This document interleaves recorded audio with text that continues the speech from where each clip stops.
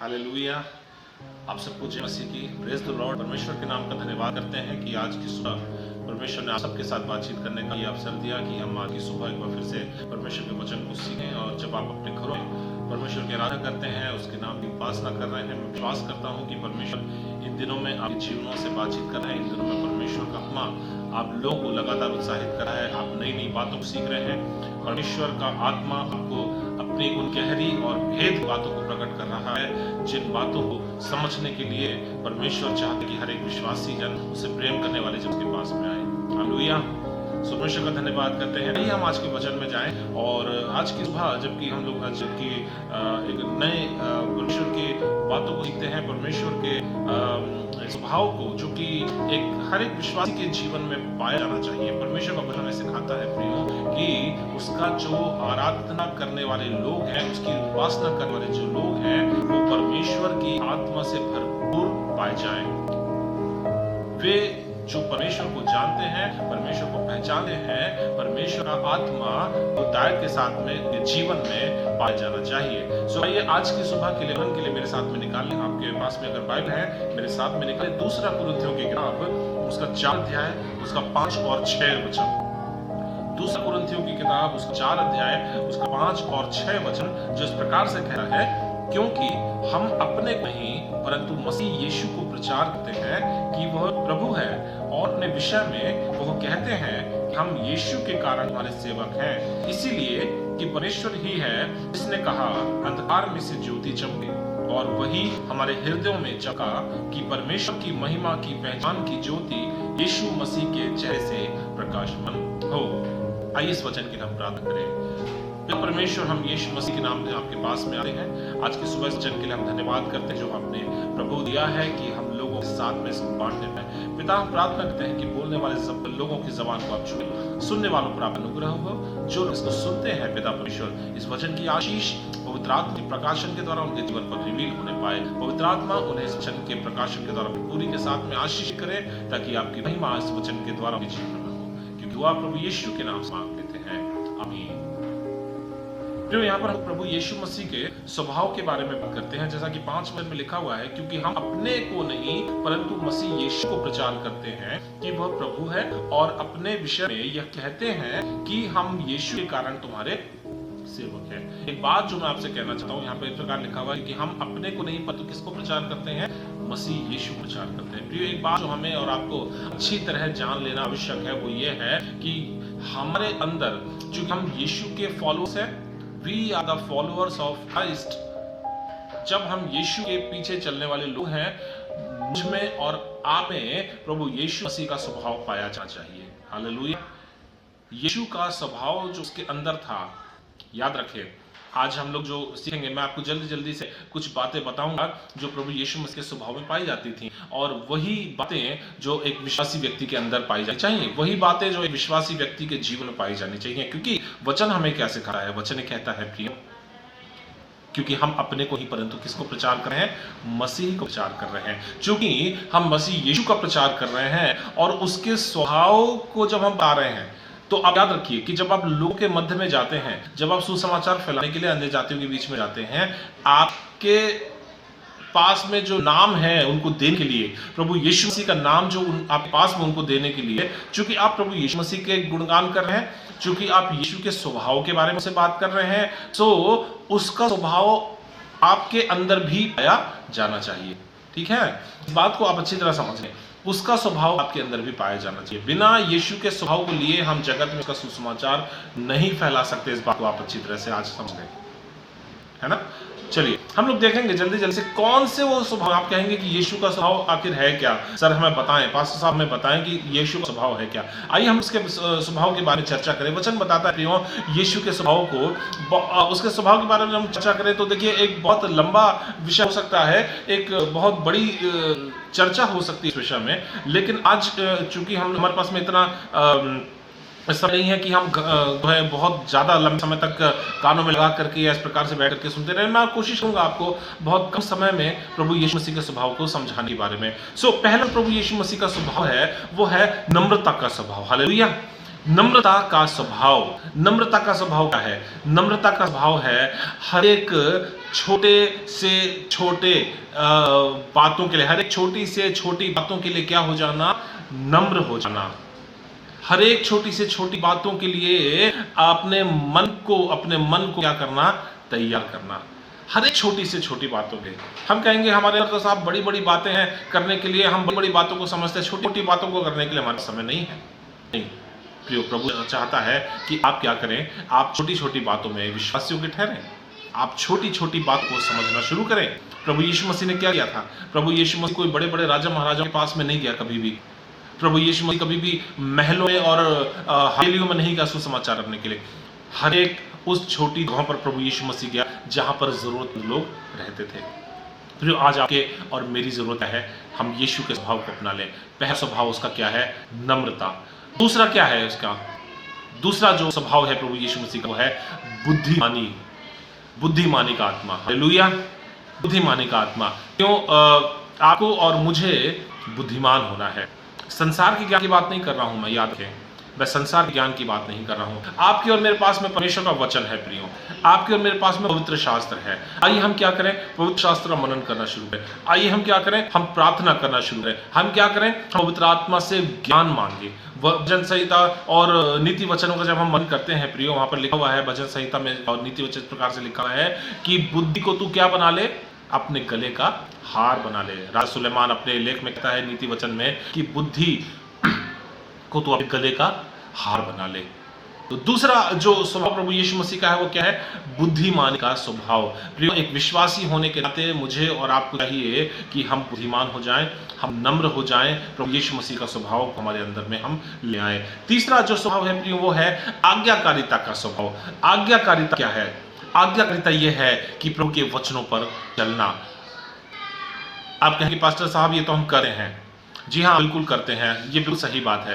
प्रियो, एक बात मैं आपको उत्साहित करना चाहता हूँ आज्ञाकारिता के विषय, जो हमें सिखाती है कि प्रभु जब हमें जिस बात के लिए नम्र होने के लिए कहता है, तुरंत हमें उस बात को मान लेना है। कई बार हमारे जीवन में यह होता है कि हमें कुछ बात सिखाई जाती है, हमें कोई बात कही जाती है और हम उस बात को अंगीकार नहीं कर पाते हैं। हम उस निर्देश को या हम उस कलीसिया की आज्ञा को जो हमें सिखाई जाती है कलीसिया की ओर से, हमारे पासवान की ओर से, कई बार हम उन बातों का अंगीकार नहीं कर पाते हैं क्योंकि कई बार हम सोचते हैं कि हमारी परिस्थितियां अलग हैं, ये आज्ञा हमारे लिए नहीं है, हम इस आज्ञा को अंगीकार नहीं कर सकते, हम इस आज्ञा को मान सकते, हम इस आज्ञा पर चल नहीं सकते क्योंकि हमारे लिए हमारी परिस्थितियां ऐसी नहीं है, हमारी परिस्थितियां अलग हैं।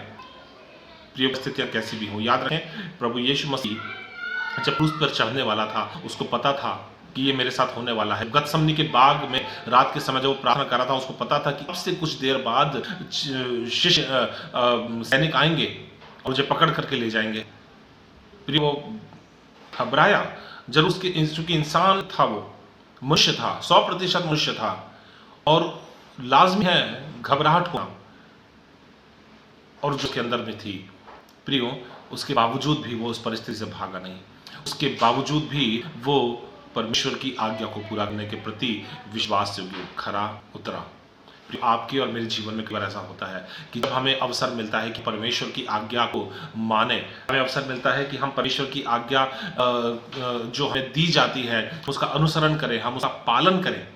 प्रियो, जरूरी है कि चाहे कोई भी परिस्थिति क्यों ना हो, चाहे कोई भी परिस्थिति क्यों ना हो, हमारे लिए वो आज्ञाकारिता बेहद जरूरी है। चौथी बात क्या है प्रियो? चौथी बात ये है तत्परता हमारे जीवन में होनी है। जो भी हमें करने के लिए कहा जाता है हमें तुरंत उसके लिए तैयार ना है, तुरंत उस बात करने के लिए तैयार ना। याद कि आपकी कलीसिया आपको जो भी करने के लिए कह रही है, आपके पासवान आपको जो चीज करने के लिए कहते हैं कि आइए हम इस तरीके से करें, आइए हम इस तरह से अपने जीवन को जिए, आइए हम इस तरीके से करना शुरू, आइए हम विश्वास के स्तर में यहाँ पर बढ़ें, इस तरीके से बढ़ें। फिर जब भी आपको इस तरीके से चीजें करने के लिए कही जाती हैं, आपकी आवश्यकता है कि आप उसमें तत्परता दिखाएं। हालेलुया, आप उसमें तत्परता दिखाएं। आपको चाहिए कि आप तुरंत फटाफट अपने स्थान से उठें, सोचने में बहुत समय लगाएं।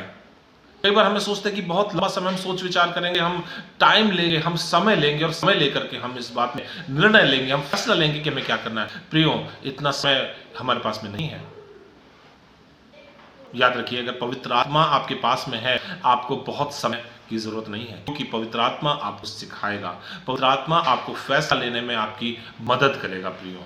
पवित्र आत्मा आपकी अगुवाई करता है कि आप बेहतर समय पर, सही समय पर उस सही फैसले को लेने पाए जो पवित्र आत्मा आपके जीवन से चाह रहा है। हालेलुया। तो 4 बातों को हमने देखा। 5वीं बात जो है, प्रभु का स्वभाव जो हम लोग सीखते हैं वो है धीरजवंत होना। धीरजवंत होना प्रियो, परमेश्वर की इच्छा है कि हम लोग क्या हो जाएं, हम लोग धीरज रखने वाले हो जाएं, हम लोग संयम रखने वाले हो जाएं। परमेश्वर चाहता है प्रियो कि आप और हम धीरज की आत्मा से भर जाएं, आप और हम संयम की आत्मा से भर जाएं प्रियो। परमेश्वर का आत्मा आपको और मुझे जल्दबाजी करने के लिए नहीं कहता है, याद रखिए। परमेश्वर आत्मा आपको और मुझे धीरज के साथ में चलने के लिए कहता है। आपके विश्वास के स्तर में, जिस स्तर पर आप हैं, आपको इस बात को जानना जरूरी है कि मैं धीरज में अगर बना रहूंगा, परमेश्वर हाथों के नीचे बना रहूंगा, मैं उचित समय पर फल पाऊंगा। क्योंकि प्रियो, पत्रस की किताब में क्या लिखा हुआ, पत्रस की किताब 5 अध्याय और 6 वचन में लिखा हुआ है कि जो उसके हाथ के नीचे धीरज से बने रहते हैं, दीनता से बने रहते हैं, परमेश्वर उनको उचित समय पर बढ़ाता है ना। परमेश्वर उनको उचित समय पर बढ़ाएगा, परमेश्वर आपको उचित समय पर बढ़ाएगा अगर आप धीरज के साथ में बने हुए हैं। यदि आप परमेश्वर के हाथों के नीचे, दयावंत उसके हाथों के नीचे बने हुए हैं, बड़ी नम्रता के साथ में, परमेश्वर आपको बढ़ाएगा प्रियो। परमेश्वर आपकी दुआओं को जरूर सुनेगा। आप सोच रहे हैं कि मेरी दुआएं नहीं सुनी जा रही हैं, अगर आप सोच रहे हैं कि मेरी प्रार्थनाएं तो सुनी नहीं जा रही हैं, आप सोच रहे हैं कि सब लोग आशीष पा रहे हैं, मेरे जीवन में कुछ बदल नहीं रहा है, मेरे घर में कुछ बदल नहीं रहा है प्रियो, आपको इस बात को जानने की जरूरत है प्रियो। धीरजवंत होना परमेश्वर की आशीषों को अपने ऊपर में लेकर के आने की एक प्रक्रिया है। हालेलुया। परमेश्वर के उस आशीष के द्वारों को खोलने की एक जो कुंडी है, जो चाबी है, वो क्या है? वह है धीरज प्रियो। धीरज को अपने जीवन में काम करने दीजिए ताकि परमेश्वर की सिद्ध इच्छा जो आपके लिए है वो पूरी होने पाए। हालेलुया। चलिए, 6वीं बात क्या है? 6वीं बात यह है सावधानी। जब विश्वासपन के जीवन में हम बढ़ते हैं प्रियो, हमें बेहद सावधान रहने की जरूरत है। कुछ दिन पहले मैंने पिछले सप्ताह में एक वीडियो आपके लिए पोस्ट किया और मैंने आपको इस बात को आगाह किया था कि आप लोग जरूर इस वीडियो को देखें, क्योंकि वचन में लिखा हुआ कि अंत के समय में बहुत सारे झूठे भविष्यवक्ता उठ खड़े होंगे और झूठी शिक्षाओं को फैलाएंगे। जो भेड़ खाल में भेड़िए होंगे और आकर के भेड़ों चुरा करके ले जाएंगे। प्रियो, इन दिनों में बहुत सारे भविष्यवक्ता उठ खड़े हुए हैं, बहुत सारे झूठे शिक्षक उठ करके खड़े हो गए हैं, झूठी शिक्षाओं को लोगों को पहुंचा रहे हैं। जो लोग वचन में कमजोर हैं, जो लोग वचन पढ़ते तो हैं लेकिन उन्हें समझ नहीं पाते हैं, जो लोग पवित्र आत्मा से बने हुए नहीं हैं, जो लोग परमेश्वर के साथ में सिद्ध इच्छा में नहीं बने हुए हैं, परमेश्वर की योजना में नहीं बने हुए हैं, यदि आपका प्रार्थना का जीवन कमजोर है प्रियो, यदि आप प्रार्थना कर तो रहे हैं लेकिन पवित्र आत्मा का कार्य आपके जीवन में नहीं हो रहा है प्रियो, याद रखिए ऐसे झूठे भविष्यवक्ताओं की बातों में आप जल्दी आ जाइए, क्योंकि वो जानते हैं कि भरमाना, लोगों को भड़काना, फुसलाना, बहलाना बहुत आसान है। किन्हें फुसलाया जा सकता है? उन्हें जो मजबूत नहीं है, जिनका संबंध अपने पिता के साथ में मजबूत नहीं है। याद कि आप एक मजबूत विश्वासी हैं और आप कलीसिया और आपकी कलीसिया के पासवान के साथ मजबूत गहरा संबंध अगर है तो आप किसी की भी बातों में नहीं आएंगे। मैंने आपको कहा कि आप ऐसे अगर किसी भी व्हाट्सएप ग्रुप में हैं या आपने किसी भी ऐसे यूट्यूब चैनल पे आप सब्सक्राइब करते हैं, उसको आप तुरंत अनसब्सक्राइब कर दीजिए। ऐसे सब ग्रुप से आप तुरंत एग्जिट हो जाइए। आपको कोई जरूरत नहीं है आलतू फालतू के कोई भी झूठे भविष्यवक्ताओं की प्रार्थनाओं को सुनने की। आप बेहतर शिक्षा पा रहे हैं आपकी कलीसिया में, आपकी कलीसिया आपको ठोस और खरी शिक्षा देती है प्रियो, और आपको जरूरत है कि आप अपनी कलीसिया की शिक्षा में बने रहें। 7वीं आखिरी बात जो है वो है विश्वास योग्यता। परमेश्वर का वचन हमें सिखाता है प्रियो, हमें बिना कुड़कुड़ाए हर एक काम को करना है। हालेलुया। बिना कुड़कुड़ाए परमेश्वर का वचन हमें सिखाता है प्रियो कि हम परमेश्वर के वचन के प्रति क्या बने रहें? विश्वास योग्य बने हैं।